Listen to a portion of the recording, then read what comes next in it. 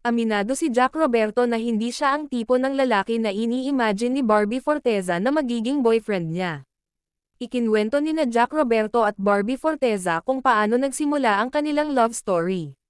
Nang mag-guest sila sa Tonight with Arnold Clavio, napaamin sina Jack at Barbie na ikwento ang pagsisimula ng kanilang relasyon. Bago matapos yung meant to be, doon yun nag-start na in-invite ko na siya para manood ng sine, kumain sa labas, kwento ni Jack.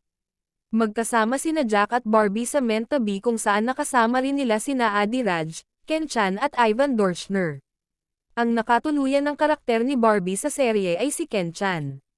Matagal na, siyang nagparamdam ng interest, pag-amin ni Barbie.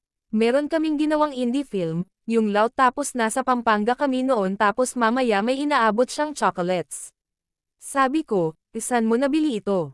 Nasa Pampanga tayo, saan mo nabili yan? Kwento ni Barbie. Inamin naman ni Jack na sinadya niyang binili ang chocolate para kay Barbie dahil sobrang bait nito. Siya kasi yung una kong nakatrabaho na artista sa GMA.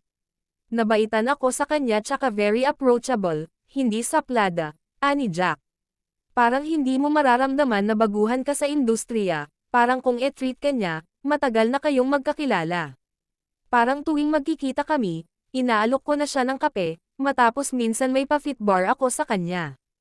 Kung ano yung alam kong diet, sineshare ko na sa kanya. Kahit na todo effort na si Jack, aminado siyang hindi siya ang ini-imagine ni Barbie na magiging boyfriend. Kahit naman po nag-start kami ng meant to be, alam ko naman po na hindi talaga ako yung parang ini-imagine niya na magiging future boyfriend, hindi ako yun, ani Jack.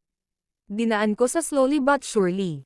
At ngayon nga ay buntis pala si Barbie Forteza. Pero may pagkadismaya itong nararamdaman dahil nasa gitna siya ng kasikatan ngayon, at naging successful ang kanyang mga proyekto. Maging ang kanilang tambalan ni David ay pumutok din.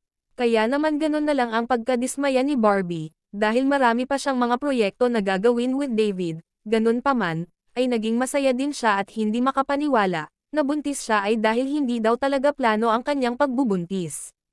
Sa side ni David ay maaapektuhan din ang karera nito, dahil sa pagbubuntis ni Barbie Forteza.